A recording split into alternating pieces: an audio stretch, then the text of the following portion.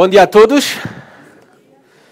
Já sabem, aqueles que nos acompanham nas redes sociais, sabem que hoje iremos iniciar uma nova série de estudos no livro de Daniel. Então abram as vossas Bíblias já no livro de Daniel, vão se preparando para fazermos a leitura e o estudo do livro de Daniel, hoje no capítulo 1. Daniel, capítulo 1. Muitos de vocês sabem a minha história, já tive a oportunidade de compartilhar diversas vezes. Eu não nasci num lar cristão, era um lar destruturado, divórcio dos meus pais aos 4 anos, a minha mãe saiu de casa, traiu o meu pai. Depois, logo aos 6 anos, quando vivia com a minha mãe e com o meu padrasto e só podia ver o meu pai de 15 em 15 dias, a minha mãe ela morreu atropelada com 28 anos, ali na zona do Campo Grande. Depois fui viver com o meu pai e a minha madrasta. O meu pai já estava junto com outra mulher. E aos 12 anos, o meu pai também veio a falecer com um infarto fulminante ao coração. Ele tinha 39 anos. Ou seja, este ano, em maio, eu irei fazer 39 anos. Após a morte dos meus pais, quando eu tinha 12 anos de idade, na providência do Senhor, eu tenho que resumir bem a história. A minha madrasta estava a assistir a televisão, a RTP2, e parou no canal RTP2 e num programa, que era o programa A Luz das Nações, que ainda hoje a Aliança Evangélica Portuguesa tem. E ali estava a dar a publicidade do acampamento Palavra da Vida. E a minha madrasta teve o desejo de me inscrever nesse verão no acampamento. Pensou que essa seria uma boa forma de eu ultrapassar o luto, porque o meu pai morre em maio. E vocês sabem que logo depois de maio vem o verão, os acampamentos de verão, julho, agosto. Ela me inscreveu nesse acampamento onde eu ouvi pela primeira vez o Evangelho. Onde eu realmente entendi que era um pecador, arrependi-me dos meus pecados e recebi a Jesus Cristo como meu Senhor e Salvador. Com 12 anos de idade, sozinho no acampamento, não conhecia ninguém. Não conhecia ninguém. Depois, também, ao sair de lá, eu nem sabia que tinha que ir à igreja. Até que, novamente, naquelas coisas que só encontramos resposta em Deus, a minha madrasta teve o desejo de visitar uma igreja protestante. Queria conhecer como é que eram os protestantes, os evangélicos. E então decidiu visitar a segunda igreja batista do Barreiro. Quando entrei ali, eu reconheci alguns dos adolescentes que estavam no acampamento Palavra da Vida. Mas continuei num contexto em que não tinha influência cristã dentro de casa. A única influência cristã que recebia era na igreja, que comecei a frequentar com 12 anos de idade sozinho. Aos 16 anos de idade, a minha madrasta e os meus 2 irmãos se mudam para Beja e eu pedi e supliquei para poder ficar no Barreiro. E ela deixou-me ficar no Barreiro a viver sozinho. Desde os 16 anos de idade vivia num apartamento T3 no Barreiro, o sonho de qualquer jovem que está aqui, para poder fazer o que eu quisesse. Na escola onde eu estava, eu nem nunca conhecia, não estou a dizer que não havia, mas eu nunca conheci outro cristão. Nunca conheci. A não ser católicos, não praticantes, lembro-me de testemunhas de Jeová, mas eu não me lembro de ter conhecido algum evangélico durante o meu percurso, na minha formação escolar. Também onde joguei futebol, na minha adolescência, joguei futebol, acreditem ou não, está bem? Joguei, na altura era Quimigal, o antigo clube CUF no Barreiro, teve 20 anos consecutivos na primeira divisão. Chegou a jogar nas competições europeias contra o AC Milan. Agora estão a lutar para voltarem a ser grandes. CUF, na altura era Quimigal, hoje em dia é o Grupo Desportivo Fabril. Ali também, naquele contexto, nunca conheci outro cristão. Num ambiente hostil à minha fé, dentro de casa, Dentro de casa me diziam que eu era um fanático. Dentro de casa atacavam por causa da minha fé, porque havia algumas coisas que eu não ficava calado, bem sendo jovem, algumas coisas que via dentro de casa. Também, fora de casa, neste ambiente em que eu não tinha influências cristãs, eu fui muito exposto a muitas tentações. Tentações para consumir drogas. Inclusive eu acompanhava colegas meus a comprar drogas e eu sabia quem vendia drogas, ia com eles a comprar. Eu fui exposto muito a muitas tentações para juntar-me a grupos de delinquentes juvenis ali na cidade do Barreiro. Realmente tinha a oportunidade de conhecer aqueles que estavam envolvidos nos piores grupos de delinquentes juvenis no Barreiro. Era por isso que tinha as costas quentes. Eu não sei o que é sofrer bullying, nunca sofri bullying na escola. Também fui muito tentado para me envolver em relacionamentos com outras jovens. Foi muito difícil dizer não. E nem em todas as coisas, não pensem que em todas as coisas eu fui fiel. E se hoje eu estou aqui, olhando para trás, é unicamente pela soberania de Deus e a sua graça em cada passo da minha vida. A grande verdade é que esta é a realidade para mim e para vocês. O grande realizador da nossa história é Deus.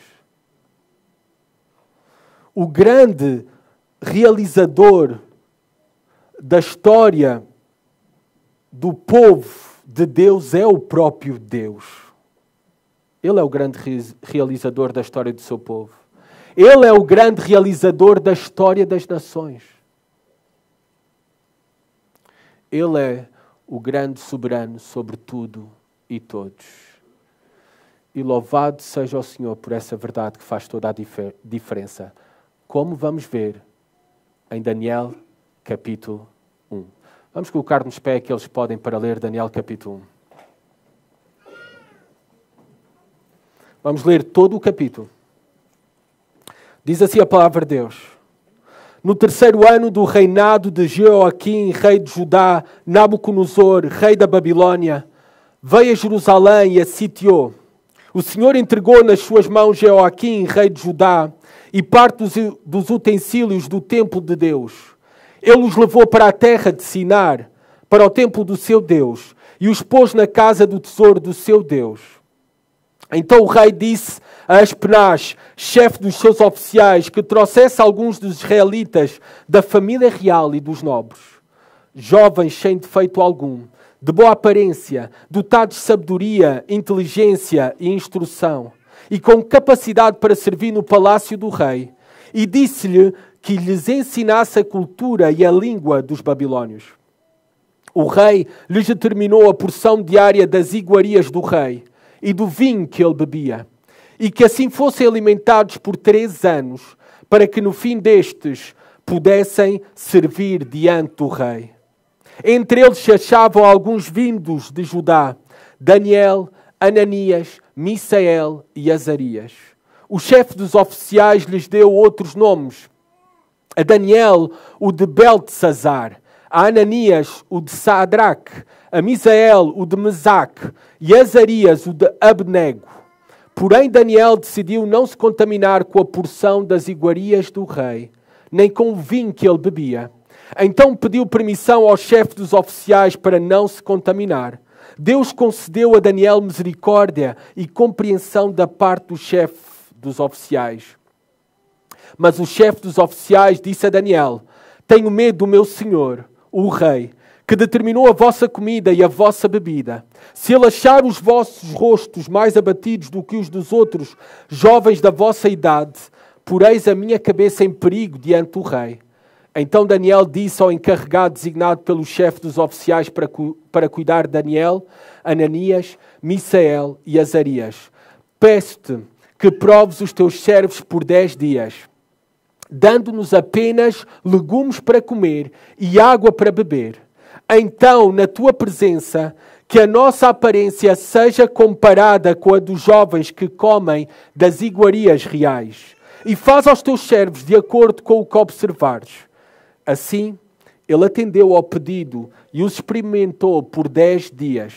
Passados 10 dias, a aparência deles era melhor e eles estavam mais nutridos do que todos os jovens que comiam das iguarias reais. Então o oficial lhes tirou as iguarias e o vinho que deviam beber, e passou a dar-lhes legumes. No caso desses 4 jovens, Deus lhes deu conhecimento e inteligência em toda a cultura e ciência. E Daniel tinha discernimento sobre todo o tipo de visões e sonhos. Passado o tempo determinado pelo rei para que os jovens fossem trazidos a ele, o chefe dos oficiais o apresentou diante de Nabucodonosor. Então o rei conversou com eles e não encontrou ninguém como Daniel, Ananias, Misael e Azarias entre todos os outros. Por isso, eles passaram a servir o rei. E o rei achou-os 10 vezes mais instruídos do que todos os magos e adivinhos que havia em todo o seu reino, em toda a matéria de sabedoria e discernimento sobre a qual lhes perguntou. E Daniel permaneceu ali até o 1º ano do rei Ciro. Podem sentar-se. Obrigado.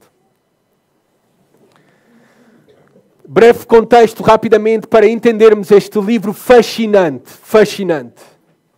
A autoria deste livro não deve restar dúvidas nenhumas que o autor deste livro é o próprio Daniel. O próprio Daniel. E podemos ter a certeza absoluta que é o próprio Daniel por causa das palavras que encontramos do próprio Senhor Jesus Cristo, referindo-se a Daniel, ao profeta Daniel.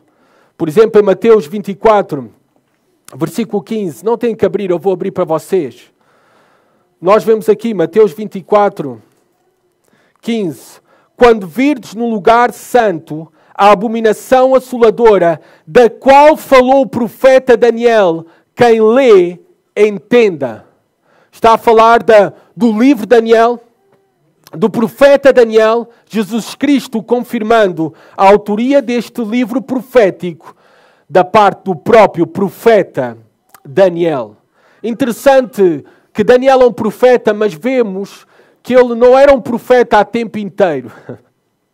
Ele foi um profeta de Deus que recebeu revelações, visões de Deus sobre eventos proféticos futuros. Nós vamos encontrar isso ao dividirmos o livro de Daniel em 2. Os primeiros 6 capítulos é história.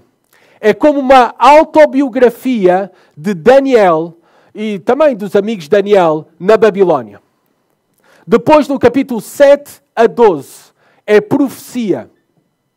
É sobre visões, revelações especiais que Deus concedeu a Daniel como profeta e ele transmitiu ao povo.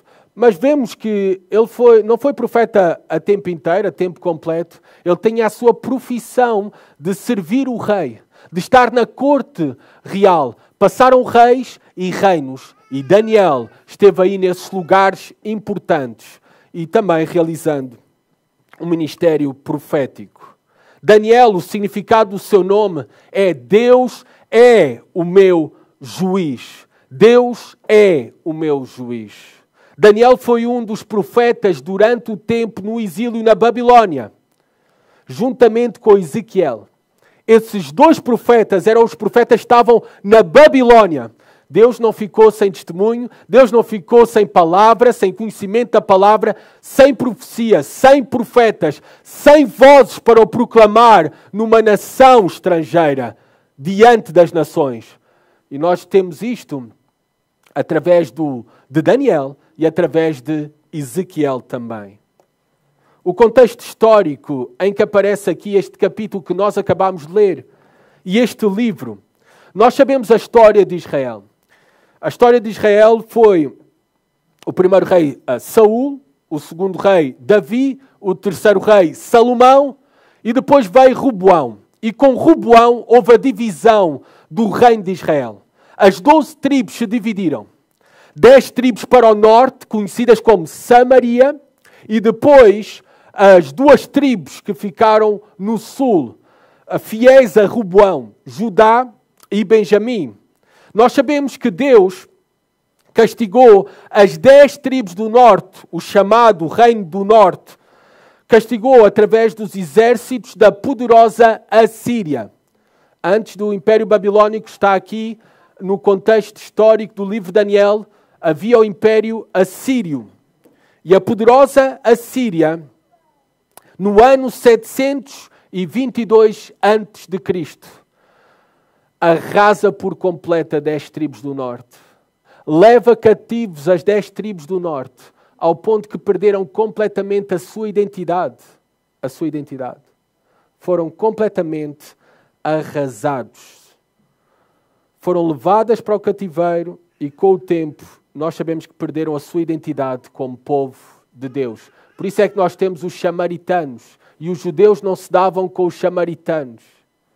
Porque era toda esta mistura com as nações.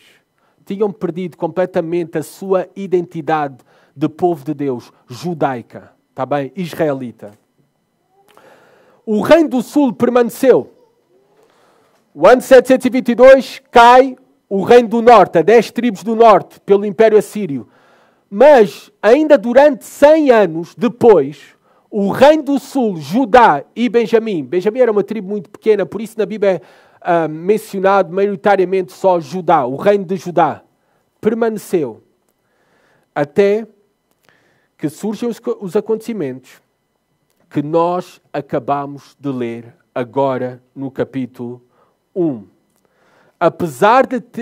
Apesar dos profetas terem advertido que o juízo de Deus viria também sobre eles, assim como veio sobre as 10 tribos do norte, por causa da idolatria, da rebelião contra Deus, por não considerarem Deus nos seus caminhos, por se entregarem aos falsos deuses, por praticarem imoralidade, injustiça, a Assíria veio como disciplina de Deus.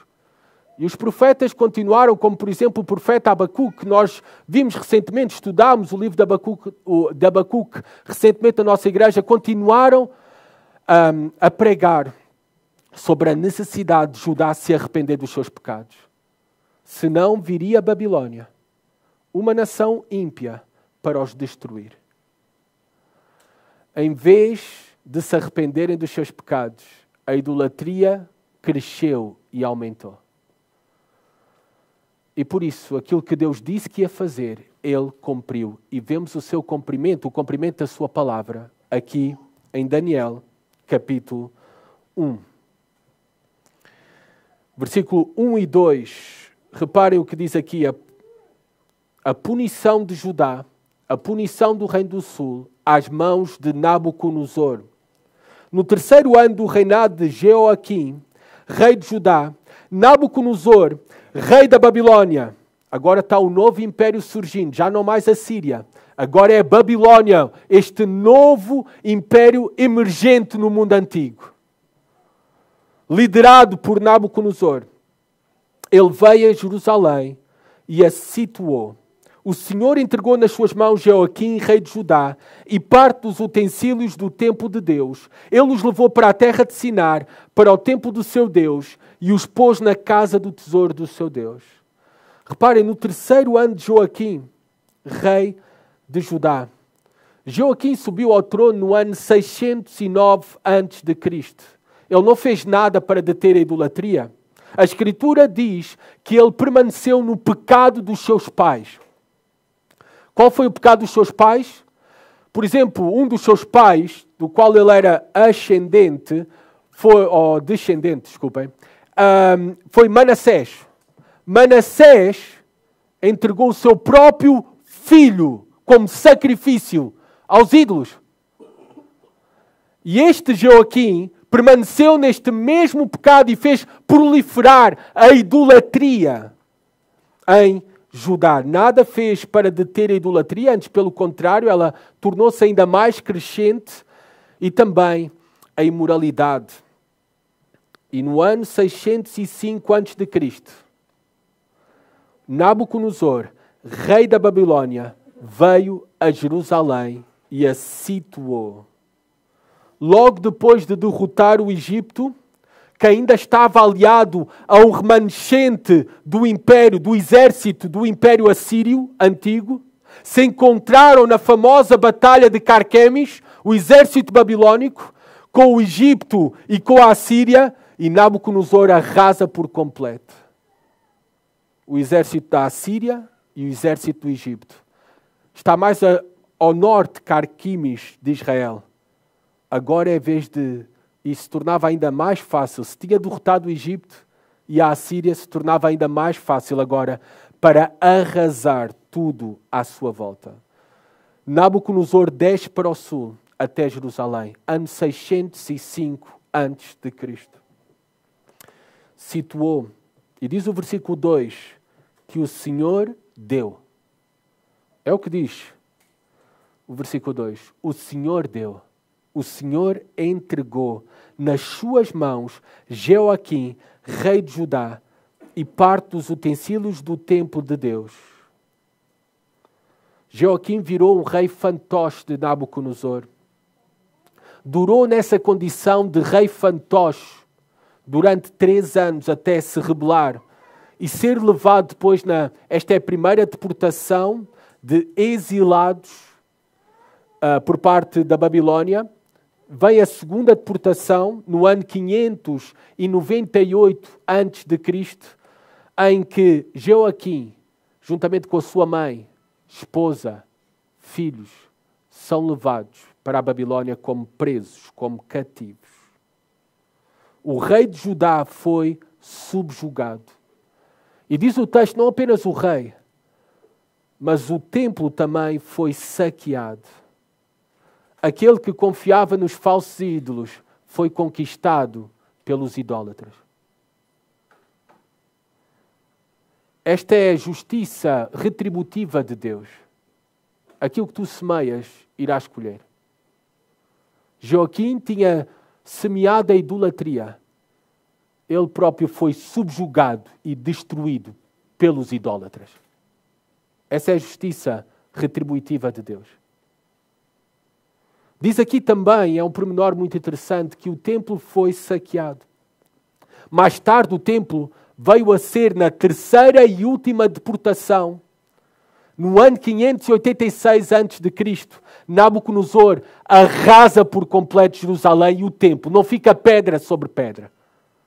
Arrasa por completo.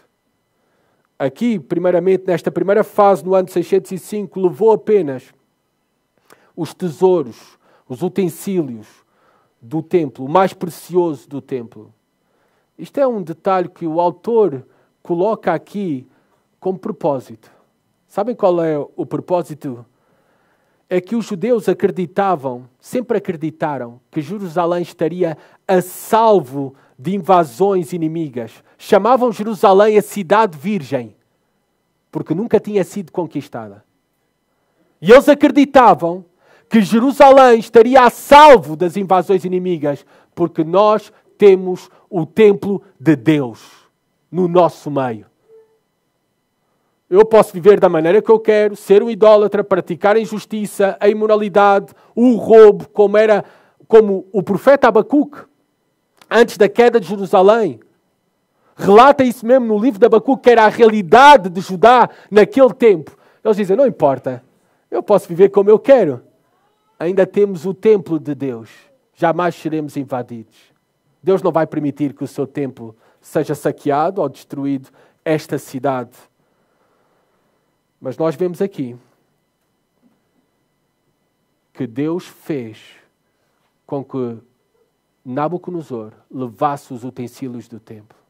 Essa é uma grande lição para o povo de Israel, para o povo de Judá. Uma grande lição para eles. Cuidado, não penses que lá pelo facto de tu teres sido batizado, lá pelo facto de vez em quando vires à igreja, que não cairá desgraça sobre ti. Se permaneceres nos teus pecados e na tua rebeldia, Deus irá punir toda a maldade. Deus irá disciplinar também aqueles que são seus filhos. Não pensemos que podemos zombar de Deus. Hoje em dia, nós não temos a confiança talvez num templo. Espero que não. Mas misticamente, há muitos cristãos que pensam desta mesma maneira que os judeus, aqui no ano 605 a.C., pensavam que não iam ser invadidos. Por causa que eles são batizados, nada de mal irá acontecer sobre eles, porque eles dão o dízimo, mas podem viver da maneira que querem. E que estarão protegidos de toda a desgraça, da disciplina. E a mensagem de Daniel para nós, logo nos primeiros versículos, é que não podemos zombar de Deus. Deus irá punir a infidelidade. Deus irá punir a infidelidade. Nabucodonosor, naquele tempo, quando toma os utensílios do templo, também transmitia uma mensagem assustadora para quem estava naquele templo. Naquele tempo se acreditava, por exemplo, que o poderio dos deuses eram confirmados pela força dos exércitos, pelo número de vitórias, pela prosperidade das respectivas terras. Então, Nabucodonosor, ter conquistado Jerusalém, ter obtido grande vitória, aquilo que se acreditava então era que os deuses da Babilônia eram mais fortes que o Deus de Israel, o Deus de Judá. Mas Deus vai mostrar ao longo de todo o livro que Ele é o único e verdadeiro Deus. E por isso o autor tem o cuidado de dizer aqui no versículo 2 que não foi pela força dos falsos deuses, foi pelo Senhor, o único e verdadeiro Deus, que deu soberanamente nas mãos de Nabucodonosor a Judá, para levar cativos o povo de Judá. Nabucodonosor pensava que era um soberano em ascensão, mas para Deus ele não passava apenas de um instrumento nas suas mãos para cumprir os seus propósitos. É assim todos os homens. Por muito que pensam que são soberanos, tiranos, em ascensão, eles não passam de instrumentos nas mãos de Deus para cumprir os propósitos que Deus tem. Para com o seu povo, para com as nações. E vamos ver isso ao longo de todo o livro de Daniel. A idolatria e a infidelidade do povo de Deus, naquele tempo específico, naquele contexto, era marcada por injustiça social, roubo, violência, imoralidade. Tudo isso sabemos por causa dos escritos dos profetas, antes do exílio, pré-exílio. E nós vemos agora que chegou o momento em que tudo isso seria punido pela justiça de Deus. O profeta Abacuque já tinha previsto isso e alertou sobre o mesmo. O juízo de Deus vem sobre toda a maldade, sobre toda a injustiça. E Ele virá e ninguém pode escapar da sua justiça. Esse é um grande alerta para todos os homens. Esse é um grande alerta para o povo de Deus e para todas as nações. Paulo diz em Gálatas, capítulo 6, com as seguintes palavras, esta séria advertência. Não se deixe enganar. De Deus não se zomba, pois o que o homem semear, isso também colherá. Quem semeia para a sua própria carne, da carne colherá destruição. Contudo, quem semeia para o Espírito, do Espírito colherá a vida eterna. Amada igreja, não penses que a graça de Deus sobre a tua vida é um cheque em branco, é uma licença para tu pecares e continuares a permanecer no teu pecado. Não penses que será uma desculpa para a tua rebeldia contra a vontade de Deus. E podes ter a certeza, e é a mensagem das primeiras palavras do livro de Daniel. É a mensagem para nós. É a mensagem para ti, para todos aqueles que estão em pecado, sem arrependimento, em rebeldia.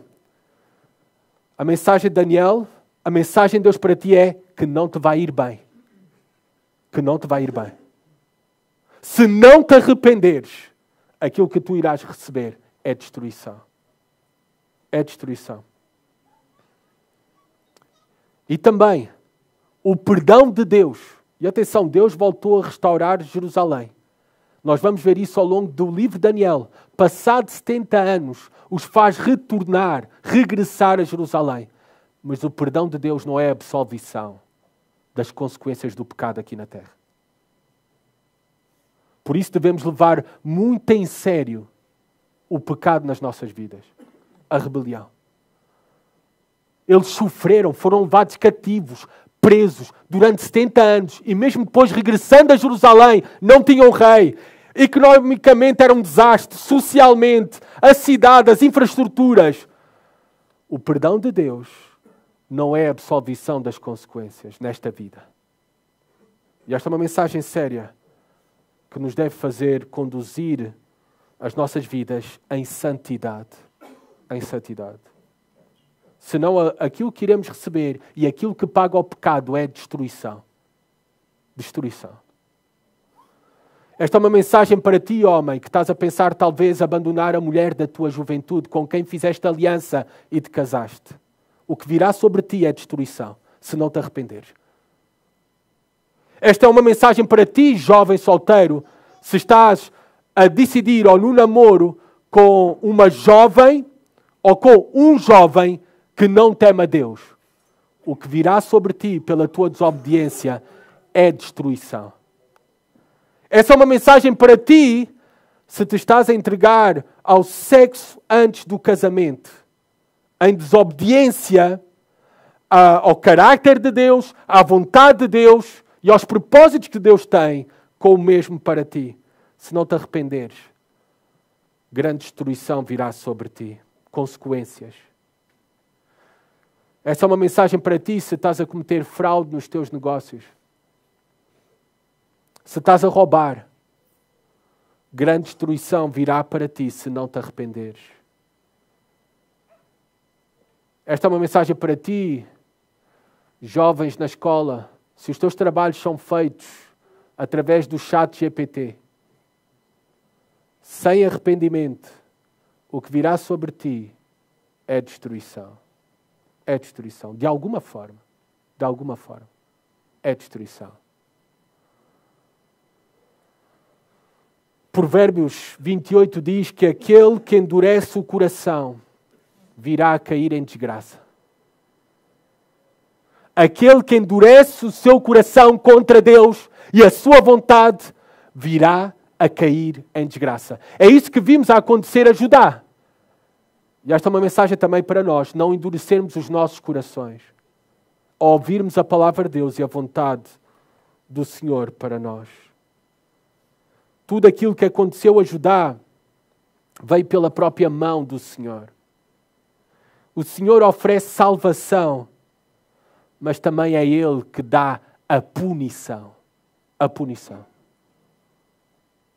E nós temos aqui a punição sobre a maldade, a idolatria, a rebeldia sobre Judá. E este é um prenúncio do grande julgamento que será realizado pelo grande juiz no fim de todas as coisas. O grande julgamento que está por vir. Este é apenas mais um prenúncio. Aquilo que aconteceu a Judá. Virá um julgamento maior por parte de Deus, o soberano e grande juiz de todos os homens, no qual todos os homens terão que comparecer sobre ele. A única coisa que te vai fazer escapar desse grande juiz e desse grande julgamento é arrepende dos teus pecados e volta-te para Deus todo o teu coração. Versículo 13 a 14, depois de vermos a punição de Judá pela soberania de Deus às mãos de Nabucodonosor, nós vemos aqui, no versículo 13 a 14, um contraste. Um contraste da infidelidade de Judá com a fidelidade de uns poucos. Nós vamos ver agora a fidelidade provada. Porque nós vimos, nos primeiros 2 versículos, a infidelidade e as suas consequências. Agora vamos ver a fidelidade colocada à prova. Como é que nós podemos ser fiéis? E como é que nós devemos ser fiéis? Primeiramente, do versículo 3 a 7, nós vemos que os israelitas que foram levados para a Babilónia receberam hostilidade. Hostilidade. Versículo 3 e 4 fala que alguns dos israelitas da família real e dos nobres. Eu já disse que houve 3 deportações. 3 vezes que a Babilônia invadiu Jerusalém. 605 a.C., 598 a.C. e 586 a.C. Na primeira delas, que é esta aqui do capítulo 1, apenas levaram as melhores pessoas. Os melhores dos melhores. Nobres, gente da realeza. Deixaram todos os outros para trás. Só levaram o melhor dos melhores. Nabucodonosor tinha como interesse não apenas na invasão dos povos, saquear a riqueza dos povos, mas também saquear os melhores, as melhores pessoas das nações. E por isso ele agarrou nos melhores israelitas, da família real e dos nobres, para benefício do seu próprio reino e para domínio também do seu próprio reino. Claro, porque reparem, era uma estratégia. Os assírios tinham a estratégia de arrasar tudo. Nabucodonosor era mais inteligente. Ele sabia que no seu império em expansão iria chegar o ponto que os conquistados seriam maiores que os conquistadores. A maneira dele obter domínio qual era? Agarrava nos melhores, nos nobres, nos líderes da realeza e os colocava também em posições de alta importância no reino da Babilônia, para impedir que o povo se rebelasse contra os seus próprios compatriotas. Essa era a estratégia de obter o domínio. Influenciava e agarra então, nós vemos aqui, jovens, versículo 4. Reparem a característica dos escolhidos. Eram jovens cheios de feito algum. Quando nós pensamos em jovens, hoje em dia, não é? Com 35 anos até ainda tem direito a cartão jovem. Com 35 anos. Não é? Mas jovens que entravam neste programa, que eram escolhidos pelos babilônios, e que entravam neste programa de reeducação para transformá-los como outros babilônicos, eram jovens entre os 12 e os 14 anos. O programa de reeducação dos babilônios, na sua maioria, começava aos 14 anos. Em alguns casos, ainda mais cedo, 12 anos. Era esta a idade destes jovens que foram escolhidos e levados. Jovens sem defeito algum. Ou seja, está a falar de defeito físico. Não podiam ser coxos, não podiam ser mancos, não podiam ser cegos, não podiam ter nenhum defeito físico. Também boa aparência. Aqui está a falar, não é apenas não ter defeito físico. A boa aparência eram os candidatos ideais para modelos. Os mais bonitos eram escolhidos. Também, reparem mais características, dotados de sabedoria, inteligência e instrução. Sabedoria é a aplicação do conhecimento, é discernimento, é avaliação, é ponderação, é perspicácia, é astúcia, no bom sentido. Também de inteligência e instrução, ou seja, eram jovens com grande capacidade de compreensão e conhecimento nas mais distintas áreas do saber.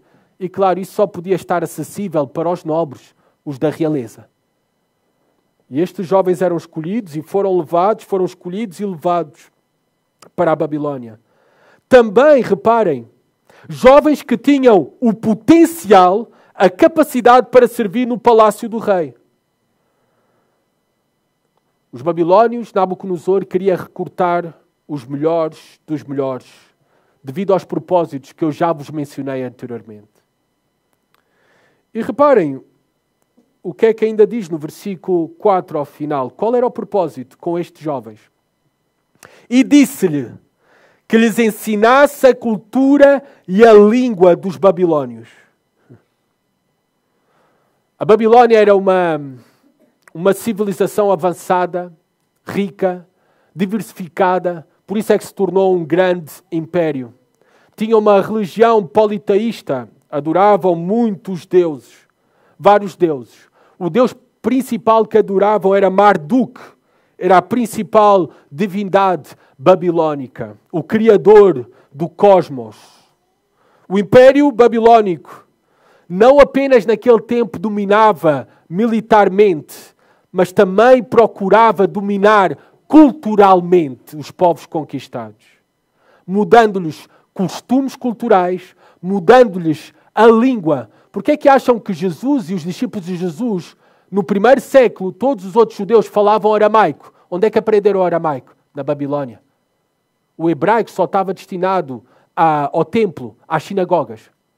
Falavam aramaico. O aramaico veio da Babilônia. Também mudavam religião. E mudavam os nomes, como daqui a pouco vamos ver. Eles estavam a passar por um processo, reparem, hoje em dia dizemos adolescentes, de 12, 13, 14 anos, a passar por um processo de completa reeducação, de uma nova identidade. Era este o propósito, uma lavagem completa cerebral aos mesmos. O período de avaliação, diz o versículo 5, era de 3 anos. Durante o mesmo, diz o versículo 5, que eles foram alimentados com a mesma comida e bebida do rei Nabucodonosor. A mesma comida, a melhor da comida, a melhor da bebida. Eles eram alimentados literalmente como reis. Fazia parte do processo babilônico de sedução para conquistar o coração, a alma daqueles jovens. E nós sabemos, não é? Como é que os homens são conquistados? O que é que se diz? O caminho mais rápido para o coração do homem é pelo estômago. Fazia parte do processo de sedução. Reparem, eles não se tinham que preocupar-se com mais nada, a não ser uma coisa, estudar. Estudar sobre matemática, história, língua, geografia, religião. Não se tinham que preocupar-se com mais nada, a não ser estudar. Muito parecido aos jovens hoje em dia. Não se têm que preocupar com mais nada, não têm contas para pagar.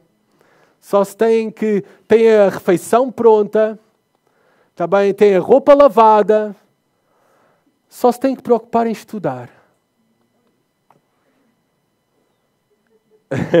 Versículos 6 e 7.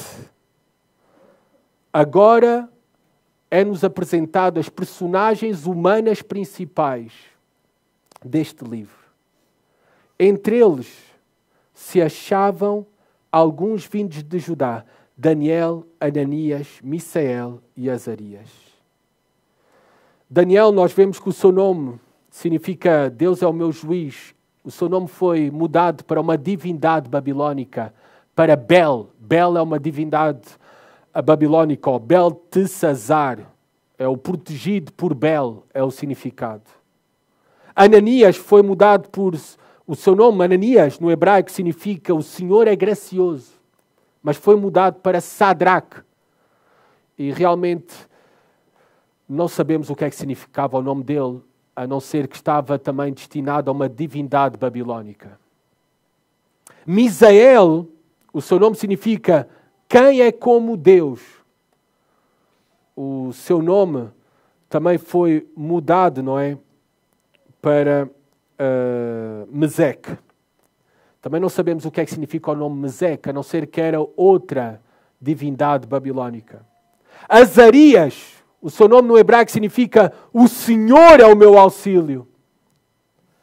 E foi mudado para Abnego, que significa servo de Nego. Nego era uma outra divindade babilônica. O objetivo da mudança de nome de Daniel, Ananias, Misael e Azarias e de todos os outros jovens israelitas, o objetivo era apenas um: mudar por completo a identidade destes 4 jovens e apagar a sua identidade e crença como povo de Deus. Os seus nomes ainda serviam como, por causa dos seus significados, ainda serviam como um memorial de quem era o Deus deles. O caráter de Deus. Quem era o seu Deus. Ao mudarem os seus nomes, o propósito era apagar a sua crença em Deus, a sua fé. É certo que hoje em dia nós também vivemos na cultura babilónica. É interessante que desde Gênesis a Babilônia está sempre associada à oposição a Deus. Torre de Babel. Depois continua com a Babilônia aqui física, real, histórica, que nós temos do tempo de Nabucodonosor e do Império Babilónico.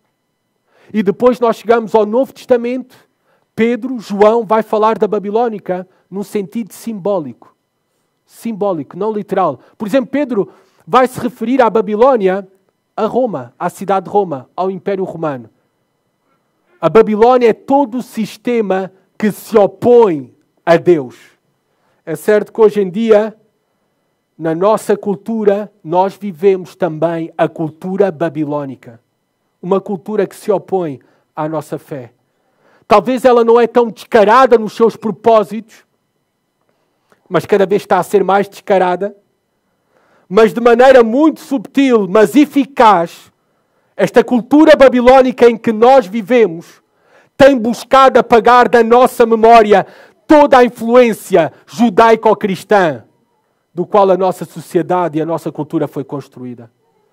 Essa cultura babilónica em que nós vivemos tem empurrado o Deus da Bíblia para fora da nossa sociedade, para fora das nossas salas de aula. Esta cultura babilónica que nós vivemos, hoje em dia já no mundo ocidental, tem obrigado que a nossa fé se torne privada e não pública. Não podemos mais proclamar a nossa fé publicamente. Essa cultura babilónica tem procurado, de muitas formas, inclusive com leis no Parlamento, de cancelar a mensagem cristã. Essa cultura babilónica está tão presente em nós, esta hostilidade, tal como estava para Daniel e os seus 3 amigos, também é uma realidade para nós. Por exemplo, reparem, a cultura babilónica que tem substituído o criacionismo, que Deus criou todas as coisas pelo evolucionismo. A cultura babilónica dos tempos de hoje que tem substituído a verdadeira feminilidade e a dignidade da mulher pelo feminismo. A cultura babilónica em que nós vivemos, em que a ordem dos papéis que Deus determinou e definiu, agora sofre uma inversão por completa. E uma oposição a essa ordem. E o facto até de eu falando de casamento, o facto de eu afirmar que o único casamento que Deus aprova é o casamento entre um homem e uma mulher. A cultura babilónica não suporta tal afirmação. O que eu estou a afirmar é um crime nos dias de hoje. A cultura babilónica que tem substituído a educação dos pais, das futuras gerações, pela educação da escola. A cultura babilónica que tem substituído a cultura da vida, que é promovida nas Escrituras, pela cultura da morte. Eutanásia, aborto, não ter filhos. A cultura babilónica que vivemos hoje em dia, que nos tem conduzido para fora da religião cristã, para abraçarmos outra religião, o entretenimento. Os eventos mais famosos, mais atrativos, em que dia da semana é que ocorrem? Domingo. A cultura babilónica, o espírito da antiga Babilônia está bem presente hoje em dia. E também são as futuras gerações, tal como era o propósito da Babilônia, do Império Babilônico, com as futuras gerações, os jovens. Hoje em dia, os nossos filhos também são o principal alvo desta cultura babilónica. De um sistema que se opõe a Deus. E um sistema que te engana dizendo que é laico, que é neutro, quando não existe tal coisa. É um sistema que se opõe a Deus. aos valores que nós defendemos, à nossa fé e à nossa mensagem e à nossa identidade. Hostilidade aberta é o que nós recebemos. Hostilidade aberta é o que os teus filhos recebem. Eles vivem na Babilônia. Eles vivem na Babilônia. Nós vivemos na Babilônia. E por isso esta mensagem do livro de Daniel é para nós também. Nós não devemos ficar surpresos por esse espírito da Babilônia que se opõe a Deus, por querer apagar, cancelar a nossa fé. Nós fomos advertidos que, pelo próprio Senhor Jesus Cristo, em João 15:19, se vós fosseis do mundo, o mundo amaria o que era seu, mas porque não sois do mundo, antes eu vos escolhi do mundo, por isso é que o mundo vos odeia. Mas qual deve ser a nossa resposta? A mesma resposta que foi Daniel e os seus amigos, do versículo 8 a 14. A resposta foi fidelidade. Versículo 8. Porém, Daniel decidiu não se contaminar.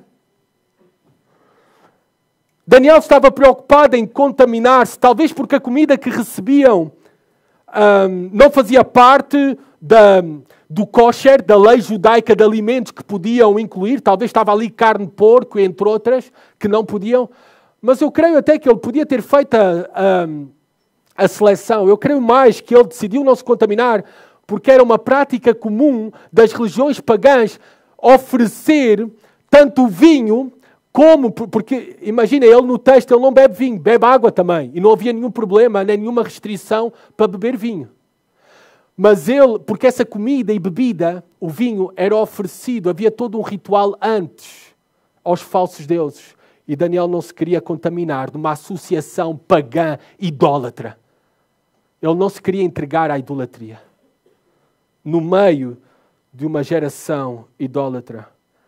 Esta decisão convicta e firme de Daniel mostra-nos claramente que, apesar de ser um jovem de muito provavelmente apenas 14 anos, ele era um jovem cheio de devoção a Deus. E é isto que me enche de esperança e te deve também encher de esperança para ti, Pai. Que é possível até estarmos no meio do espírito da Babilônia. É possível até estarmos ou buscarem que nós sejamos influenciados pela Babilônia e ainda assim permanecermos fiéis a Deus. E não terminarmos como um apóstata. E não ver os nossos filhos tornando-se apóstatas. Os estudos dizem que 8 de cada 10 jovens, 8 irão abandonar a sua fé cristã. De jovens nascidos em lares cristãos, 8 em cada 10. 80%. O que é certo é que vemos aqui que é apenas destacado 4 jovens de todos os que foram levados, que permaneceram fiéis. 4. Mas ainda assim, nos dá esperança que a Babilônia faz muitas vítimas, mas há a esperança que é possível ser fiel na Babilônia. É possível ser fiel na Babilônia. Também o número, poucos jovens. Deus não se importa muito com os números. Os homens é que gostam dos números. As igrejas bíblicas raramente têm muitos seguidores, muitos membros. Deus se agrada é com a fidelidade. E por isso são destacados apenas 4. 4. Deus não se preocupa com números. O que Deus se agrada é com fidelidade. Corajosamente, nós vemos Daniel a ir falar com o chefe dos oficiais, pedindo para não comer aquela comida, para não se contaminar com aquela comida e bebida. E sabem, ele corria ao sério risco de terríveis consequências. Primeiro, porque ele era um cativo. Podia terminar por desobediência em morte o seu atrevimento. Ou então, outra hipótese também, aquela posição tão almejada de uma grande carreira na corte real, ficar pelo caminho. Daniel preocupou-se mais em ser fiel. Hoje em dia nós governamos as nossas vidas pelos interesses e necessidades pessoais. Daniel governava a sua vida primeiramente pela fidelidade a Deus.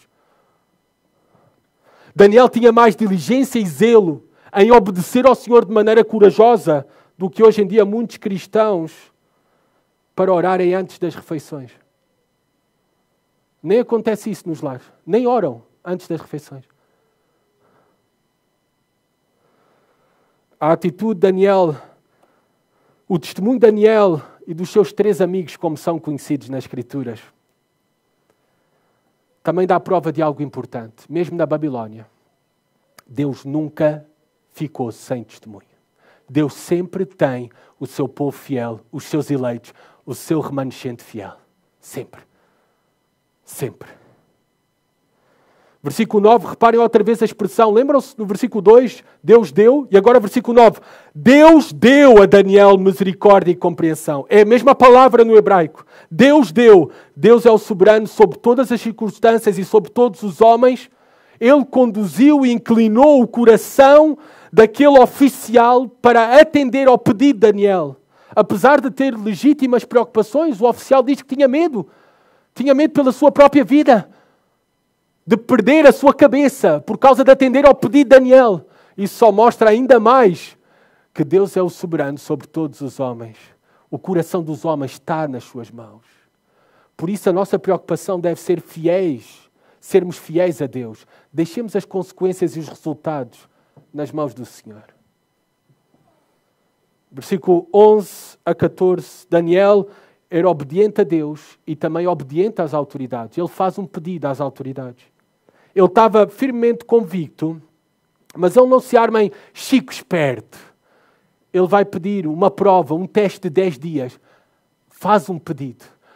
Prova-nos e compara-nos depois com os outros jovens. E depois, ao final dessa prova, faz o que tu bem entenderes. Isto é submissão às autoridades.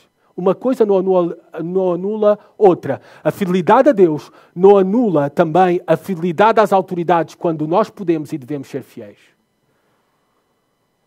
Nós sabemos o que aconteceu ao final dos 10 dias, não é? Ao final dos 10 dias, todo este sacrifício. Pensemos, beber água e comer legumes durante 10 dias. Eu nem consigo durante um dia. Não é fácil fazer uma dieta. Já experimentaste fazer alguma dieta? Ainda mais dieta de água e legumes somente? Daniel não era guiado pelos prazeres. Daniel era guiado pelos princípios bíblicos. Jovens, tu és guiado na tua vida pelos prazeres imediatos, pela satisfação imediata ou pelos princípios bíblicos? Por viver em obediência a Deus. Ninguém está a dizer que a vida cristã é fácil. Vai exigir sacrifício. Sacrifício. Negação de ti mesmo. Mas se tu fizeres, repara como termina versículo 15 a 21. Tu irás obter, tu e todos nós, se formos fiéis, iremos obter um grande favorecimento de Deus. É isso que vemos no versículo 15 a 21. Reparem, quando foram para a avaliação, o aspecto de Daniel e dos seus 3 amigos era melhor do que todos os outros homens. Deus foi favorável. Deus recompensou a fidelidade daqueles jovens e os fez destacar entre os demais. E ainda é mais claro o texto com isso no versículo 17. Reparem, no caso desses 4 jovens, Deus lhes deu conhecimento e inteligência. Lembram-se no versículo 2? Deus deu. Versículo 9, Deus deu a Daniel. E agora, Deus deu novamente. Deus, na sua providência, os fez mais capazes do que todos os demais. Unicamente porque foram fiéis. Deus os fez mais capazes e destacarem-se dos demais. Deus os abençoou de uma maneira especial. Queremos nós também a bênção de Deus, o favor de Deus sobre a nossa pessoa, sobre os nossos projetos, sobre os nossos negócios, sobre o nosso casamento, sobre os nossos filhos. Sejamos fiéis. É dessa forma que iremos obter o favor de Deus. Versículo 18, os 3 anos de preparação e provação passaram até que foram diante de Nabucodonosor. E Nabucodonosor, avaliando e falando com aqueles jovens, adolescentes, diz o texto, versículo 19, não encontrou ninguém como Daniel, Ananias, Misael e Azarias. Entre milhares de candidatos, não apenas só de Judá, mas das outras nações, ninguém se destacou como estes jovens. E por isso o versículo 19 diz que, como recompensa, eles passaram a servir o rei. A sua fidelidade resultou em grande favorecimento de Deus ao serem escolhidos para a ocupação de maior responsabilidade entre todos os demais candidatos. Queres tu sucesso profissional? Queres tu honra entre os homens? Queres que os teus projetos sejam abençoados? Queres prosperidade para a tua família? Sê fiel. Essa é a mensagem de Daniel para ti. Sê fiel mesmo no meio da Babilónia. É o único caminho para obteres o favor de Deus sobre ti. Feliz é o homem que sempre teme o Senhor. Esse homem é feliz. Versículo 20, reparem. E o rei achou-os 10 vezes mais instruídos do que todos os magos e adivinhos que havia em todo o seu reino. O que estamos aqui a ver é o cumprimento da palavra de Deus. Em 1 Samuel 2,30 diz: se honrarmos ao Senhor, Ele nos honrará. Termina o versículo 21 e nós também terminamos. E Daniel permaneceu ali até o 1º ano do rei Ciro. Sabem quem foi o rei Ciro? Se não sabes a história da Bíblia, ou se já não te lembras, eu vou-te lembrar quem foi o rei Ciro. O rei Ciro foi o rei persa que veio depois do reino da Babilónia. O rei Ciro foi aquele que fez o decreto para os judeus regressarem a Jerusalém. Ou seja, que Daniel teve ali por volta de 69 anos. Para não dizer os 70 anos, cerca de 70 anos. Desde os seus 14 anos até aos seus 84 anos, por volta disso. Uma vida de fidelidade a Deus. Um instrumento nas mãos de Deus, como vamos ver ao longo do livro, em que foi usado como um profeta e que foi usado para preservar o remanescente fiel do seu povo na Babilónia, para Deus cumprir as suas promessas, para nós obtermos a salvação por meio de Jesus Cristo, Ele nascido dos judeus, fruto de ter sido fiel. Apenas isso. Fiel. Sabem que é o que eu acho que influenciou Ciro a passar o decreto para o povo, para os judeus regressarem a Jerusalém? Era Daniel que estava lá na corte real. Era Daniel.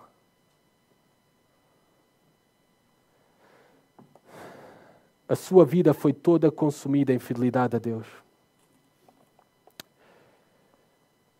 Ele foi, na verdade, um salvador para o povo de Deus naquele tempo. Mas sabem, Daniel e a história de Daniel aponta-nos para um Salvador maior. Esse Salvador maior que foi perfeitamente fiel para cumprir o que nós não podíamos cumprir e para conduzir-nos para a Jerusalém celestial. Esse Salvador fiel é Jesus Cristo.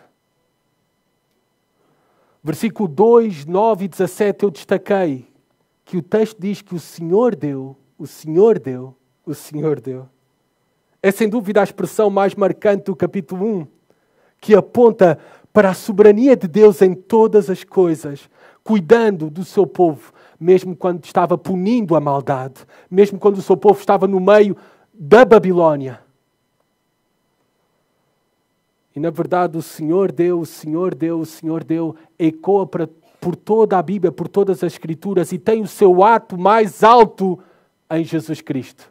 Porque Deus amou o mundo de tal maneira que deu o seu Filho unigênito, para que todo aquele que nele crê não morra, mas tenha a vida eterna. O livro de Daniel é uma chamada para todos nós, para que temamos o único Senhor soberano, o justo Rei. E que nós possamos considerar a nossa vida diante dele. E se for o caso, que nós possamos arrepender-nos dos nossos pecados e voltarmos para Deus de todo o nosso coração, crendo naquele que Deus deu a este mundo para ser o Salvador deste mundo, Jesus Cristo. Ao olhar para o exemplo de fidelidade de Daniel e dos seus 3 amigos com cerca de 14 anos em condições terríveis, também é uma grande lição para nós. Nós somos convencidos da possibilidade de sermos fiéis, mesmo no meio de uma geração corrompida e perversa. Não há desculpas. Também somos convencidos da importância de sermos fiéis e a recompensa dessa fidelidade. Também pais que estão aqui presentes, eu não resisto a dar esta exortação a vocês. O exemplo de Daniel nos fala desta importância também de nós estarmos envolvidos como pais, como igreja, para levantar uma geração de jovens que teme a Deus, corajosos pelo Evangelho, puros e firmes nas suas convicções, mesmo no meio da Babilónia. E isso é possível. Isso é possível. A educação, o discipulado que Daniel e os seus 3 amigos receberam até aos 14 anos de idade fez uma grande diferença quando eles foram levados cativos para o meio da Babilónia. Grandes instrumentos das mãos de Deus. É possível permanecer fiel. Não necessitamos de circunstâncias ideais e fáceis na nossa vida para sermos fiéis. Eles não tinham circunstâncias ideais, nem fáceis, por isso nós não podemos ter desculpas. Nós já temos tudo o que necessitamos para sermos fiéis. Somos o povo de Deus, temos o Espírito de Deus, temos a oração, temos a palavra de Deus. Por isso nós podemos permanecer fiéis, para abençoar este mundo. E a maior bênção para este mundo é através da nossa fidelidade nós apontarmos para o único e verdadeiro Deus e para o seu Filho que Ele deu para a salvação deste mundo. Que o Senhor nos ajude, independentemente das circunstâncias em que estejamos. Senhor, abençoa a Tua palavra, Pai. Obrigado, Senhor, pelas exortações, os exemplos contidos na mesma, Senhor, para enriquecimento das nossas vidas, para fortalecimento da nossa fé, Senhor. Ajuda-nos também, tal como Daniel, a sermos achados fiéis, Pai. A podermos permanecer fiéis. E também, Senhor, a levantar uma nova geração de jovens fiéis, tementes a Ti, puros, consagrados para Ti, para os Teus propósitos. Pedimos isso no nome do Senhor Jesus. Amém.